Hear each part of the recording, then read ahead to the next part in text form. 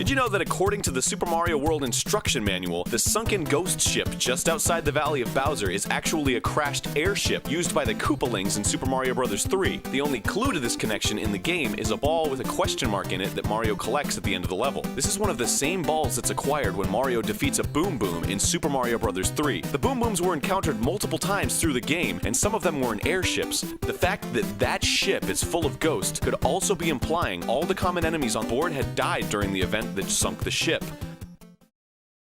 In Super Mario Galaxy 2, if you switch to first-person view in the Shiverburn Galaxy during the missions Prince Picante's Peppery Mood and Octo Army Icy Rainbow Romp, then look up at the cliffs and the scenery, 3 shadowy figures can be seen staring down at you. As you progress through the level, if you stop and look up to the left at any point, they'll be there, as if they're following you. You can't go closer to inspect them. You can't even reach them by hacking the game, as they appear to be a texture that's always rendered at a fixed distance from Mario.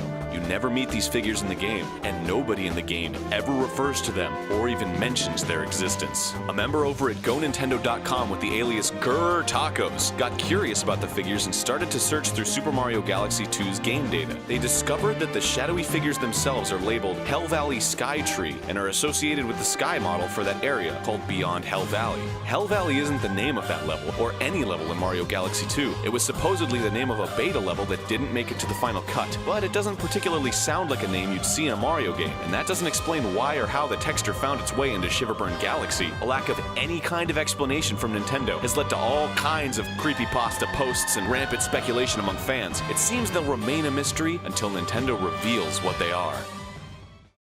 The official story for the original Super Mario Bros. Game contains a dark secret. According to the game's instruction booklet, one day the Mushroom Kingdom was invaded by the Koopas, a tribe of turtles who use their black magic to transform the Mushroom People into stones, bricks, and even plants. The only person who can undo the Koopa spell is Princess Toadstool, who's being held captive by Bowser. Completing the game and freeing Princess Toadstool ensures the curse is lifted and all the residents that survived are transformed back. It sounds fairly tame, but think about what you actually do as Mario in the game. Shatter hundreds of brick blocks. You unwittingly massacred hundreds of innocent toads. There was once a direct sequel to Super Mario World in development called Super Mario's Wacky Worlds. The game was being developed by Novalogic under the contract between Philips and Nintendo that allowed Philips to develop some games using Nintendo characters. It was suggested to Novalogic by a Nintendo employee that they port simpler Super Nintendo games to the CDI rather than attempting to make complex games like The Legend of Zelda. This comment sparked the idea of having Super Mario World as a CDI disc-based game and ultimately led to the development of an entirely new game. Two designers worked 24 hours a day for 2 weeks straight, finishing only a part of a single level to present to Nintendo. Nintendo was actually very impressed with Novalogic's efforts, but because of the poor sales of the CDI later in its life, they decided to cancel the game. Novalogic were obviously disappointed as they hoped the game would improve their reputation and clear their name after making several subpar games with Nintendo franchises. The game's final prototype was finished on March 3rd, 1993, after about a year of development. Approximately 80% of the game's art, 95% of its design, and 30% of its code was completed. Only 3 copies of these prototypes are in circulation, and as a result, the game's ROM was leaked online. The missing portion of code is clear to see, as Mario can only walk left, right, and jump. No power-ups exist in the game, and he can't slide or swim. Enemies disappear when Mario is above them, as if there's an incomplete stomping mechanic. Enemies also can't hurt Mario, and simply freeze when they're touched. Levels are completed by passing through a giant M, and there were around 3 levels in each world. The worlds were based around ancient cultures, haunted structures, a jungle, the Arctic, a chemistry lab with no graphics, as well as wacky and tubular worlds. Tubular being an homage to the special world in Super Mario World.